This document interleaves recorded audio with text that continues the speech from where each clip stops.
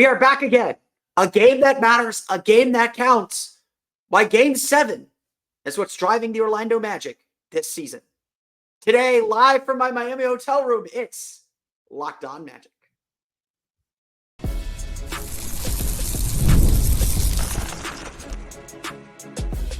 You are Locked On Magic, your daily Orlando Magic podcast. Part of the Locked On Podcast Network. Your team every day. And you are indeed Locked On Magic. Today is October 22nd. It will be October 23rd, opening night of the 2024-2025 season. My name is Philip Rossman-Reich. I'm the senior writer over at OrlandoMagicDaily.com. Of course, follow me on Twitter at PhilipRR_OMD. On today's episode of Locked On Magic, we're bringing it back.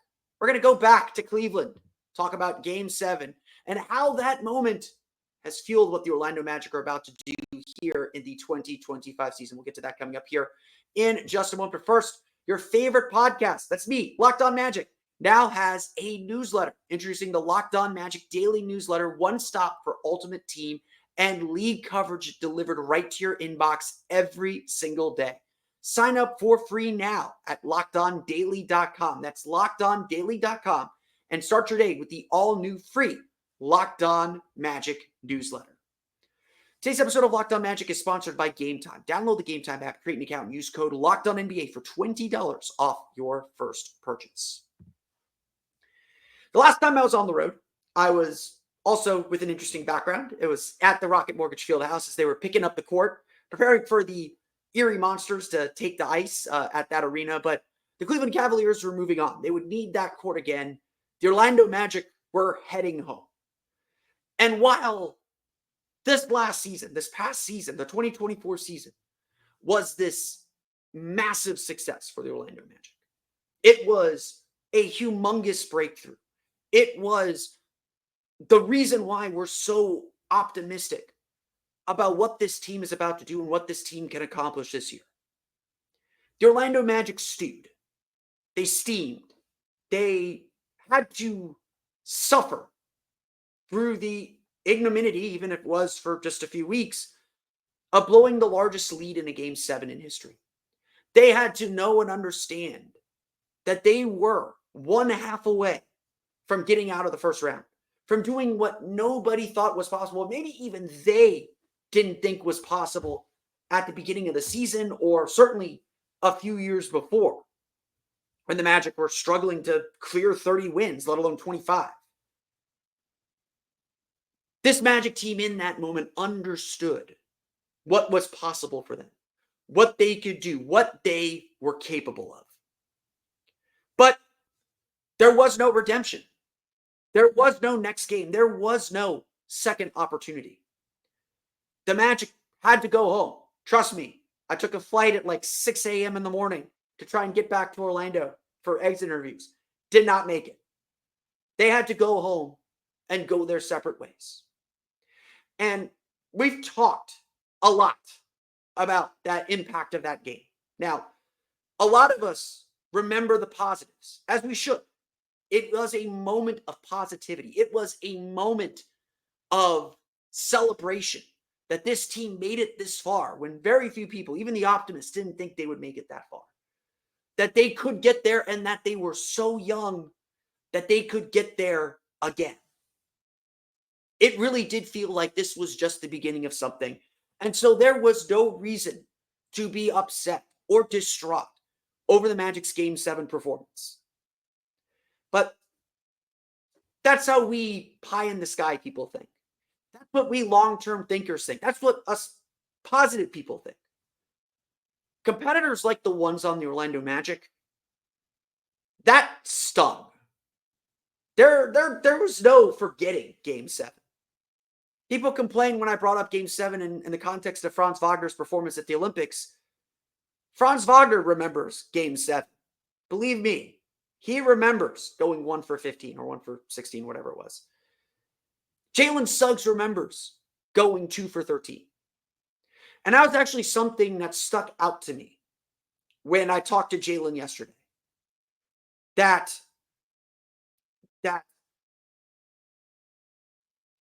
moment stung this team, that they remembered it, that they knew and believe they are good enough to take the next step, that they are good enough already to be one of the best teams in the league.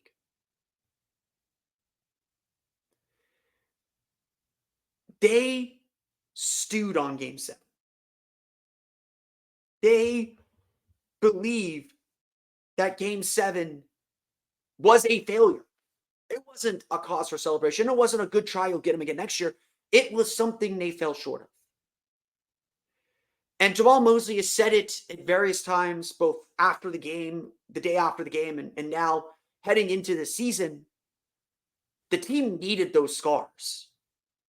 They needed to feel that disappointment. They needed to recognize how close they were, and that even though they accomplished a lot of their goals, there's still more to do. So yes, let's talk about Game 7. Let's talk about it for what it is now, for a team that believes it was a failure. And while I think failure is part of the process, that is a point I made after Germany lost in the Olympics. Failure is absolutely part of the process because it leaves you hungry for more. The Magic are not sitting here talking about earning home court advantage or advancing the second round of playoffs because it's some idle thinking or some belief that seems too good to be true. They're talking about it because they believe and they know they can achieve it. Because they believe they should have done it last year. They believe they left things on the table. Guess what? The Magic had a great season last year. It should have been better. And that's the intensity. That's the focus. That's the drive the Magic are bringing into the 2025 season. They're still a very young team. They have to prove they can not only do this journey once, but do it again and again and again. If there is doubt out there, I know some Magic fans are still passing around those ESPN rankings that ESPN fully admits are wrong because they're taking 3 years of data and the Magic have only one good year of data to back them up. Jalen Suggs has one really good statistical year. Paolo Banchero is not a fan of the stats, of the numbers. Everyone knows that this team still has a lot it has to prove. And they left something on the floor in Game 7. The last time this Magic team played a game of consequence, a game of meaning, they left something on the floor. We can all agree that it was a great season, a reason to celebrate, a reason to be excited, a reason to believe. We may not have expected the Magic to get that far and felt like it was gravy. I know I did. But they left something on the table. They left something to fix, to fill in, to get better at. And if you are a competitor, if you're as good as you think you are, as we think you are, then you take that challenge and you expand and you grow on it. That's what the Magic have been focused on throughout training camp. That's what the Magic have been talking about. Because to them, last season wasn't a success. Last season was exactly what they expected it to be. It's exactly what they wanted it to be. And now this season becomes not just a season of redemption. That's probably putting it too simplistically. This is a season to make a statement. A statement of intent about what their future is, but more importantly, what their present is. The Magic used Game 7, used that failure as fuel, because they know they are capable of so much more. And of course, the journey of 1,000 miles begins with a single step. It begins with Game 1 of 82. Why the Magic feel they are ready for the Miami Heat, as well as where this game fits into that bigger picture. We'll get to that coming up here in just a moment.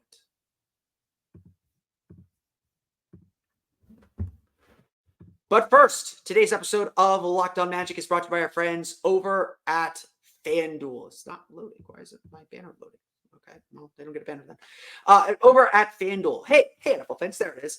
Hey, NFL fans, you can start the season, continue your season with a big return on FanDuel, America's #1 sportsbook. So when you get a hunch in the middle of the game, you can check out the latest stats, view live play-by-play, and so much more on the same page where you place your bets. FanDuel has so many great offers for the NBA season, too. You can still make your bets on the Magic at over under 47.5 wins. You can get your bets for the Magic to win the Southeast Division. That's still at -140. And yes, the Orlando Magic 2-point dogs in Wednesday's game against the Miami Heat. We're finally here. We've been talking about the spread for this game for forever, it seems like. 2-point dogs is where they're probably going to finish at. Over under 208.5 as well. That number's been down over the last few weeks if you want to get in on the action on Wednesday's game. And you'll get started with $200 in bonus bets guaranteed when you place your first $5 bet. That's FanDuel.com, America's #1 sportsbook.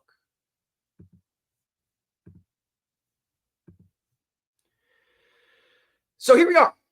I am in Miami. If you're watching on YouTube, I am broadcasting from my floor because my room does not have a desk, and that's how these things go on the road. Apologies for mic quality. I'm using my travel mic. We'll be doing the pod from Kaseya Center tomorrow. I will definitely be doing that. Had a good time doing that last year. But we're here.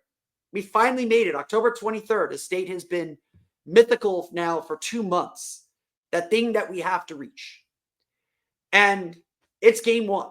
The first game of a long, long season.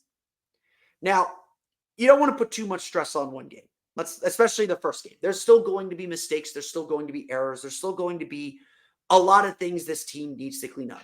Don't expect this team to look like a championship team. There's going to be a lot of hiccups coming up this season, and especially in this game for both teams. Both of these teams are veteran teams. They've been to the playoffs several times. They know how to get themselves ready. But they've got to get themselves ready. They got to get there.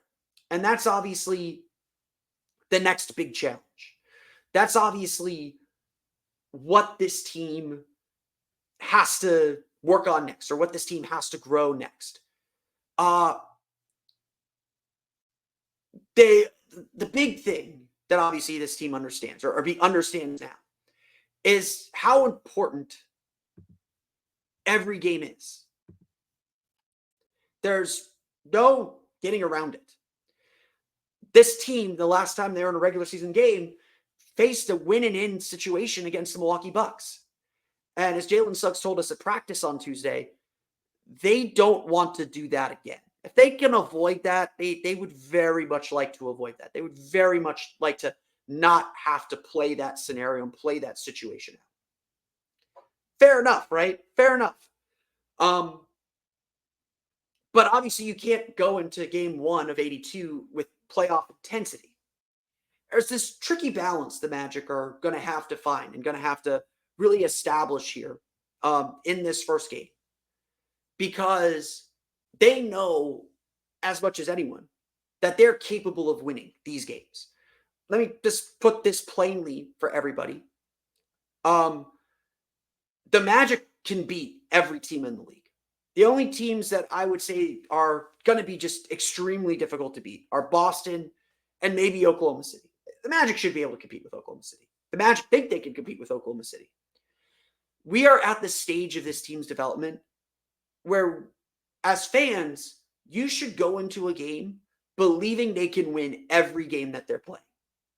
There is not a game that you should think the Magic can lose. Plain and simple. They are that good. They are good enough to do that. But obviously, we don't know. We don't know anything at this point. Yes, we've had 3 preseason games. Yes, we had last year to have some understanding of where this team is at, but we don't know anything right now. That's the exciting and scary part of all of this. We don't know anything. But the Magic feel ready. They told us that they feel ready for this time and for this stage. Belief is so critical to their success last year. Came because they believed. It came because they put that belief in themselves that they would be able to succeed. This is still a young team. They're maturing, they're growing, they're getting better. And they're going to need time to get everything back into gear. But having said that, last year, the playoffs came down to the last game. The biggest lesson that the Magic said they learned from their first playoff run is understanding that random game in January matters. That dropping those 3 games, and certainly dropping the Charlotte loss, which everyone loves to bring up and that I was at, dropping those games hurt them and hurt their chances to control their destiny and make sure that they got a good seeding. They were the 2 seed entering the last week of the season. And I don't want to say dropped the ball, but they didn't finish the job. And so we can't help but think this game against Miami matters. It's not just Miami, a rivalry game, a game that everyone should be up for and excited for, not just because it's the first game of the season. But it's big because it's a division game. It's a conference game. It's a game. It's one of 82. And each one of these 82 games is going to be important for something. It's going to be important for some stage of this season. These are the games that you have to take care of. Again, it's the first game of the season. We're not expecting anything perfect. Wonky stuff happens. Our friend Matt Moore from the Action Network and Locked On Nuggets used to always say the first 2 weeks of the season, the last 2 weeks of the season, just kind of throw them out. They're just random. Things happen. Random things happen. And random things are going to happen. Look, Orlando plays Brooklyn on Friday. That's going to be a game. That's going to be a weird game. Because Brooklyn will have everybody. They won't be beaten down by the whole year yet and be the team we expect them to be. This is the time when those young players get spicy. But that's why the Magic have to have urgency now. That's why it matters now that they win, that they take care of their business. That's why it all matters right now. The Magic obviously have a lot of work to do. They got a long road ahead. They got a lot that they're going to be playing for and trying to be. But they know they have to start with game 1.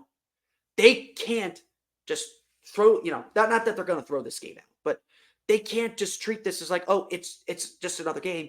No. Every single one of these games is important because last year, 2 through 8 was decided by 4 games. Everything came down to the last day of the season. It's going to be the same way this year. The East is so good. It's so competitive. It's going to be the same this season. It's going to be an intense season from game 1 to game 82 in Atlanta in April. And yeah, we know which game. We know who we're playing that day. We know it. We know how important that game's going to be. The Magic have to be ready to start from the beginning. And Franz Wagner repeated something he said throughout the course of training camp, that because of their continuity, because they're so familiar, because they know what they're doing, and there is definitely a vibe of maturity, a vibe of, okay, we got this, we know how to do this. He feels they're ahead of where they've been in the past few years. Honestly, the offense they ran Friday against Philadelphia is not the offense they ran Wednesday against San Antonio. They used that week well. And we'll see how much of that carries over into game 1, into the regular season. Again, we don't know very much quite yet. But the Magic have to be ready. They have to be ready to take advantage early. All of this matters. It's early season. If you're one of those people that's I don't follow the NBA till Christmas, these games count just the same. They matter. Especially as this team continues to build and continues to work to peak when it matters most in March and April. At the end of the day, what's different about this season? What's different about the Magic this year is the playoffs aren't mythical. Like, it's not some aspiration. It's the expectation. For the first time in a decade, there are expectations not only to win, but win big.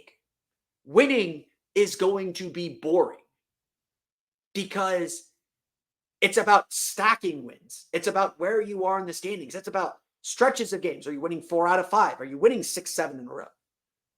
Are you taking advantage of the bad teams like the Magic did last year? What's that formula look like? Are the Magic winning road games that they weren't winning last year?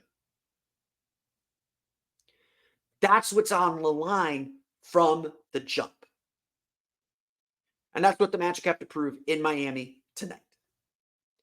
Okay, we've hit the end of the show. We've hit the last segment of the show. Let me make some freezing cold takes, please. Hold me to these. Today's prediction time coming up here in just a moment.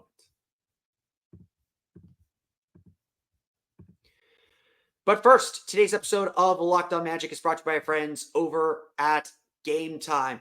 Hey, it is NBA season. The NBA season's here. I'm down in Miami, getting ready to go to the Magic Heat game on Wednesday. Magic home opener Friday against the Brooklyn Nets. And if you want to see the Orlando Magic at the Kia Center, if you want to see Orlando City take on Charlotte FC on Sunday at Interco Stadium, if you want to be at the Orlando Pride's first ever home playoff game in the NWSL playoffs, Gametime has your ticket. With Gametime picks, they filter out the fluff to show you only the incredible deals on great seats so you don't have to waste time searching through thousands of tickets. With Gametime, you get the picks, you get all-in pricing. If you toggle that feature, it shows you the total upfront price with no surprise fees at checkout. They give you the digital seat view so you know what your view of the court, field, pitch, stage, whatever it is, looks like. And with their lowest price guarantee, Gametime will credit you 110% of the difference if you find a lower price elsewhere. Gametime's customer service is also fantastic. I had a problem when I went to a Rays game last year. Struggled with the MLB app. It was nothing with Gametime. Gametime literally emailed or texted me the tickets, so I had them on my phone and did not have to sweat a thing. I'm so thankful for Gametime for clearing up that mess. Take the guesswork out of buying tickets with Gametime picks. Download the Gametime app, create an account, and use code LOCKEDONNBA for $20 off your first purchase. Terms apply. Again, create an account, redeem code LOCKEDONNBA. That's LOCKEDONNBA for $20 off. Download Gametime today. What time is it? Gametime.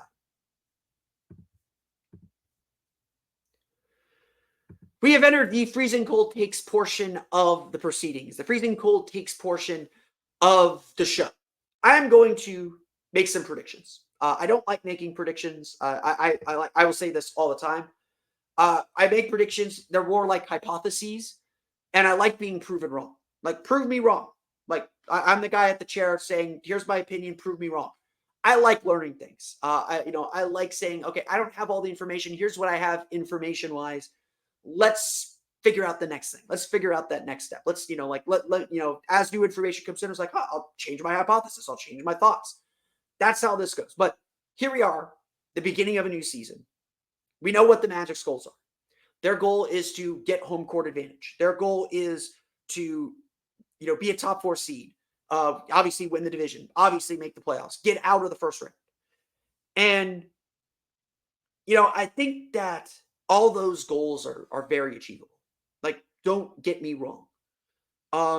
Even though I may come across as a little more pessimistic or a little bit more guarded about what I think the Magic will do, they are 100% capable of accomplishing all these goals. They are 100% capable of getting to the second round of the playoffs. They should have done it last year, as I noted. They are 100% capable of surprising this league again, winning 50 games, and getting a game 1 at home. They are very capable of all these things. But I think there's still just way too many questions. I think there are still just a lot of things went right last year, and a lot of things that went right that should continue to go right. But there are still a lot of things that have to go right that I'm just not sure about. And that's okay. Like, it's not a bad thing. Like, I don't think that's necessarily a bad thing if the team doesn't accomplish all these goals. It's, again, more information for Jeff Weltman. They can, as we look at the season, as we go through the season, we can say, well, this is a problem they can fix. This is a problem that they need to, go outside of. And at the end of the day, I think the real question is the Magic's offense going to be good enough? That's the thing that's holding them back. And we can go through the shooting, we can go through everything else. The Magic's offense has to be good enough. And I think Paolo Banchero's due for a more efficient year, but I think he's still going to have stretches where he makes a lot of mistakes. And that's okay. Again, he's 21, 22 years old. He can make a few mistakes. They should be fewer, but he'll make a few mistakes. I'm frankly not confident in Franz Wagner's jumper recovering to a level that the Magic needed to recover to. And frankly, even if the Magic take more threes, which I think is a bigger issue than necessarily the percentage, I'm not sure they're going to create the space enough to really be a strong offensive outfit. Having said that, I do think the Magic end the streak this year. I think that they are outside the bottom 10. But I think that still leaves them in the 5 seed or the 6 seed. I think they're going to win, again, around 47 games. I'll put them at 46 and 36. I'll take the under on them. But it'll be right at that number. We don't know what injuries, there'll be an injury somewhere that kind of knocks them off kilter a little bit. Always is. I am still a little skeptical about the playmaking and point guard by committee that they're going to be running this year. Anthony Black has taken huge steps. Do not get me wrong. He's still essentially a rookie. He's going to make mistakes. He's going to have some bad stretches, and that's going to decrease the value that the Magic are getting out of their bench. I think that this is not necessarily like a come back to earth season for the Magic. I think the Magic are a better team. I think that they got better. Individuals got better. Adding Kentavious Caldwell-Pope is big. But I think that the East, the way it's constructed, the way the Magic schedule is constructed, they're going to be kind of chasing a ghost a little bit. They're going to be kind of chasing the expectations they had for themselves and chasing a little bit of who they were last year. I think the defense will be elite again, and that's going to lead them to win a lot of games. I'm not sitting here predicting the Magic are going to miss the playoffs. They could potentially be in the play-in tournament. I think they're still better than the Heat at the end of the day. I think they'll win the Southeast Division. But getting into that contender tier, it's going to take a lot. And obviously, it starts with Paolo Banchero. It starts with Paolo being a better player and a more efficient, more effective player. And I think he will be, but it's going to be like a mini leap. It's not going to be completely there. But again, prove me wrong. I will be very happy if he does take that leap. And I think he is going to take a pretty sizable leap. I think he's really improved his game. And if that's the case, then yeah, all these goals become very, very possible. So here's my final prediction for what I think is going to happen this year. I think the Magic will be 46 and 36. They'll be at least what they were last year. They'll probably end up in the 5 or the 6 seed. They'll win the Southeast Division. Fans will be frustrated, but not disappointed because, again, a lot of this is going to come down to the last day of the season. We'll be trying to figure out where we're going to be seated while we're sitting in Atlanta. A lot of things are going to happen this year. And I don't think the Magic make some big trade. Maybe Gary Harris gets moved just because Jet Howard is ready. Help them cut some salary, perhaps. I think they'll try and dangle that Denver pick around. But I don't think the big move is coming yet. I think the Magic are still going to come out of the season thinking we have a lot of pieces in place. Let's see what's out there. Let's see what opportunities are there. And maybe they strike, maybe they don't. They're getting to a point where they're going to have to strike here pretty soon, but they're not willing to give up the big pieces quite yet. That might actually be the trade down the line, is when they're ready to break up the core a little bit or shake the core up a little bit. I don't think the Magic are there. I think they know this is a young team. They still need some time to grow and develop. Add some role players, add some nice draft picks. Maybe that'll get them over the top. And maybe this is the year. Don't get me wrong. Again, I'm a little guarded. I'm certainly a little pessimistic about this season. I think that the East got a lot better. And I think, a lot of these things are going to be coin flips. And the coin flipped in the Magic's favor a lot last year. I don't know if it'll flip in their favor again this year. But they are very capable of still accomplishing all their goals. So I'm guarded. I'm a little pessimistic, but I don't think they're incapable of doing what they're setting out to do. I was listening to Locked On Bulls, and, they're excited for their team, but they're we're a playing team. If we can sneak into that 7-8 game, that would be great. I'm not talking about that for the Magic. The Magic will be fighting for home court advantage this year. And so in that sense, they will accomplish that goal. Whether they achieve it will come down to their ability to win close games, their ability to continue feasting on the worst teams in the league, their ability to beat some of the better teams in the league more consistently, winning on the road a little bit more, reducing turnovers, improving their offensive efficiency, Paolo Banchero taking a step up, the point guard situation resolving itself and working. There's a lot that the Magic need to get right. And that's why I'm just a little guarded, because I don't know if we have all the answers to those questions. I'd love to know your predictions, though. Put them in the comments. Let me know. I do read the comments. I'll check them out and react to some of your comments as well. Again, don't take my being guarded and a little bit hesitant as like pure pessimism. This team is very, very, very, very capable of winning the 4 seed, getting the 3 seed, getting the 2 seed. I think they're very capable of all these things. It's just a lot of this stuff is a coin flip. And, again, a lot of these predictors like things they're sure of. No one's quite sure about the Magic yet. We don't really know. We don't know what their potential is. All these people criticizing Paolo Banchero, it's really, we don't know what his ceiling is yet. Okay, go show us. Go play. And that's ultimately what we're here to do. We're here to play the games. And finally, the games get started and we can get this journey going. Cannot wait to be at the Kaseya Center on Wednesday. Cannot wait for game 1 and the rest of this crazy, crazy thing called the NBA season. But that's going to do it for me today. I want to thank you all again for listening to today's episode of Locked On Magic. Of course, find me on Twitter at @PhilipRR_OMD. Subscribe to the podcast on Apple Podcasts, Stitcher, TuneIn, Himalaya, Google Play, Spotify, Odyssey, and all the fun places on podcasts to your podcast-enabled listening device. You can find us on YouTube as well. If you want to see my beautiful hotel room here in Miami, you can check us out at youtube.com/@LockedOnMagic or just search for Locked On Magic on YouTube. For the latest on the Orlando Magic, be sure to check out OrlandoMagicDaily.com. Of course, find us on Twitter there at @OMagicDaily. And for even more Orlando Magic content, be sure to check out my Patreon page, the Orlando Magic Hub, at patreon.com/Orlando Magic Hub. As always, thank you for your support. And if that's not enough, Locked On Magic now has a newsletter.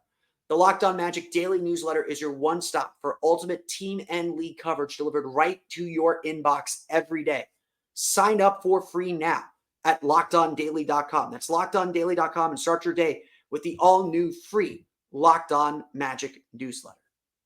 But that's going to do it for me today. I want to thank you all again for listening to today's episode of Locked On Magic. We will be back tomorrow to recap the Orlando Magic's game against the Miami Heat. But until then, for Orlando Magic Daily and Locked On Magic, this has been Philip Rossman-Reich. We'll see you all again next time for another episode of Locked On Magic.